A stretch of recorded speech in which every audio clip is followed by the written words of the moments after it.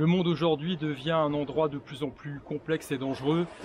Et pour comprendre un petit peu tous les enjeux de ce changement de cycle, eh bien, il faut évidemment revenir à des choses et des concepts simples. En clair, on a une guerre de l'énergie.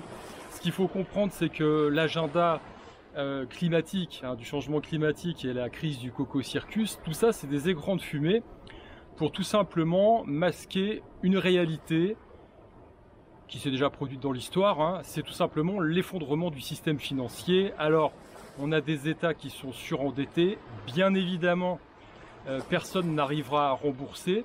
Donc, comme on ne veut pas faire de réformes pour pouvoir se maintenir toujours au sommet du pavé et de la chaîne alimentaire, eh bien, on se dirige vers une société de contrôle avec des prétextes qui permettront évidemment d'imposer un tas de choses, d'imposer un totalitarisme, comme on l'a vu déjà pendant la crise du coco-circus, tout ça pour mieux contrôler le bétail.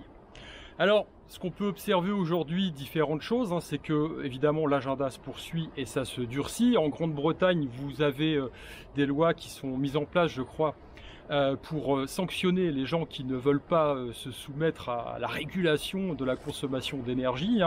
Alors évidemment, ça sera des taxes supplémentaires. Je crois que c'est 15 000 livres, il me semble, de pénalité, voire 1 an de prison. Donc c'est quand même pas rien.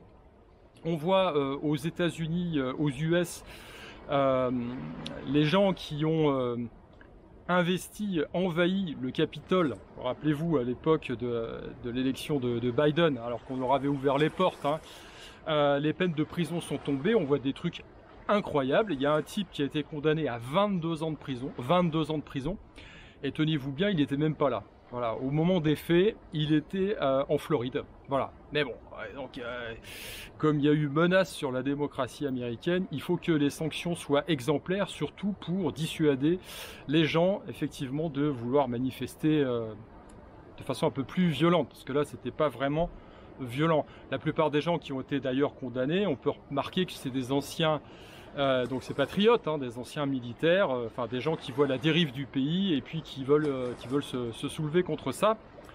Dernièrement, on a vu un truc incroyable à Lampedusa. Alors il y a une petite île là entre l'Afrique du Nord et puis l'Italie qui a été envahie de migrants. L'espace d'une journée, il y en a 7000 qui sont arrivés.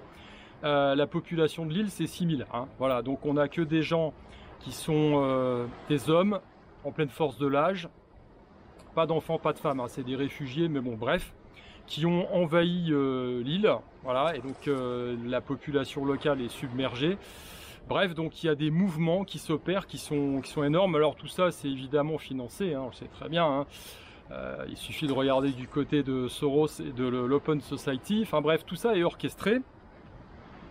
Et dans un but très simple, déstabiliser, diviser, régner et contrôler. Alors on a vu qu'au G20 dernièrement, ils ont entériné effectivement cette volonté de mettre en place une identité numérique avec une CBDC, c'est-à-dire les crypto-monnaies numériques. Christine Lagarde l'avait dit, on pourra tout contrôler. Alors peut-être qu'on va au-dessus de 20 balles, enfin en dessous de 20 balles, on vérifiera pas. Mais bon, bref, le plafond, vu que tout est numérique, on peut le contrôler à distance sans problème. Voilà, donc une fois que ça sera mis en place, j'aime autant vous dire que le contrôle des moutons et du bétail sera total. Quand vous voudrez vous élever contre une ignominie, il suffira d'appuyer sur un clic de souris pour vous empêcher d'acheter quoi que ce soit, de nourrir votre famille, ou bref. Donc évidemment, toute contestation sera beaucoup plus difficile. Donc ça, c'est leur volonté, c'est ce qu'ils sont en train de mettre en place. Donc je l'ai expliqué dans Apocalypse 2030, c'est toute cette histoire qui n'est en fait qu'une répétition de cycles, tout simplement, qui ont déjà existé dans l'histoire. C'est toujours le même système. Évidemment, il y a des nouveautés. Aujourd'hui, voilà, on a des moyens de contrôle, on a des moyens de perversion qui sont incroyables. Et puis, à côté de ça, on a effectivement des résistances, forcément, parce qu'il y a des gens qui se laissent plus faire. Alors, on voit par exemple en Grande-Bretagne qu'ils ont mis en place des caméras pour mettre, vous voyez, si vous avez un véhicule qui est trop âgé, vous prendrez une prune parce que vous roulez dans une zone où vous n'avez pas le droit. Et il y a des mecs qui se sont mis en tête, effectivement, de détruire ces caméras. Merde. Et puis, il y en a beaucoup aussi qui ont décidé de ne pas payer l'amende. forcément, il y a des résistances. En Belgique, il y a quelques écoles qui ont brûlé, et très clairement, puisque ça a été revendiqué, hein, il y avait des tags, c'était en opposition à la mise en place de ces programmes d'éducation sexuelle dans les écoles primaires, enfin primaires et secondaires, mais enfin bon, quand on commence à toucher à l'innocence de l'enfant pour lui expliquer un tas de trucs sur son zizi ou sa zézette, ça craint. Donc il y a des gens qui se réveillent et il y a des gens qui commencent effectivement à se rebeller et à agir.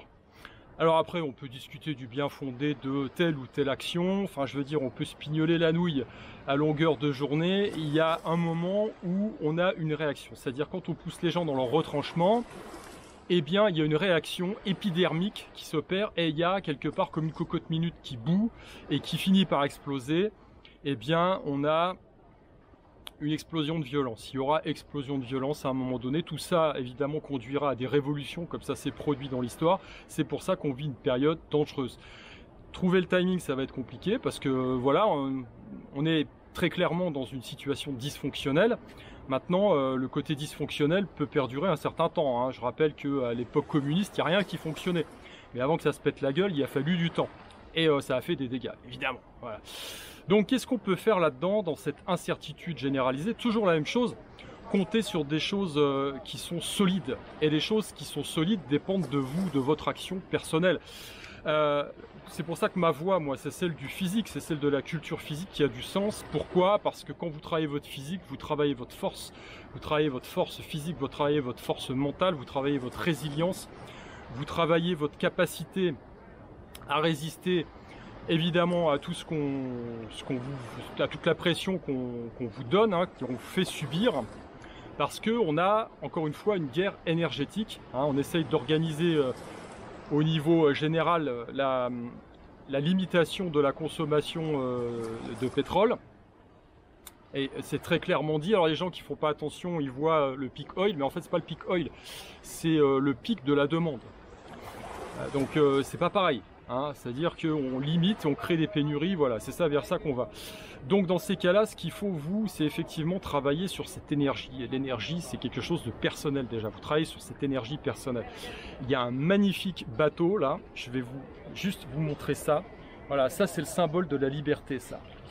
Voilà, symbole de la liberté.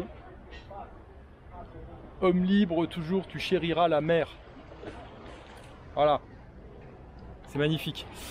Donc je disais, effectivement, il y a des choses sur lesquelles vous pouvez compter, c'est des choses que vous êtes en capacité de maîtriser, travailler sur vous. Quand je parle de spiritualité, c'est la même chose. Une assise spirituelle permet d'être positionné et de vous dire non, j'accepte un certain point, mais là j'accepte pas.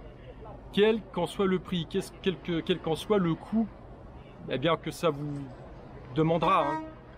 Et à partir de là, eh bien, quand vous êtes positionné, c'est beaucoup plus difficile de vous faire dévisser de vos positions.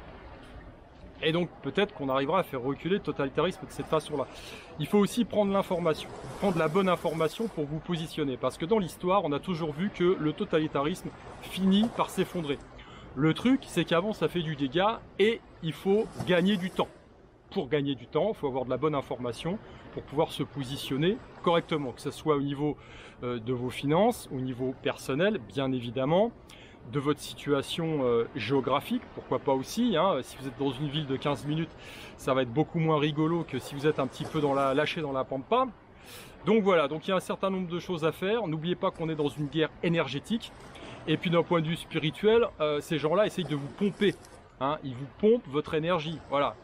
Et donc il faut lutter contre ça. Et pour lutter contre ça, il faut créer votre propre environnement, votre propre cocon énergétique. Pour pas vous faire bouffer à longueur de journée par ces entités maléfiques. Voilà, écoutez, sur ce, on n'a pas encore les extraterrestres qui nous envahissent, hein, quoique on nous en sort quelques-uns là de la boîte. Parce que ça sera peut-être l'occasion à un moment donné de mettre une taxe là-dessus, hein. On va mettre une nouvelle taxe pour empêcher les extraterrestres de venir prendre la Terre. Mais bon, pour l'instant, on en est là, on garde le cap. Allez, je vous dis à plus.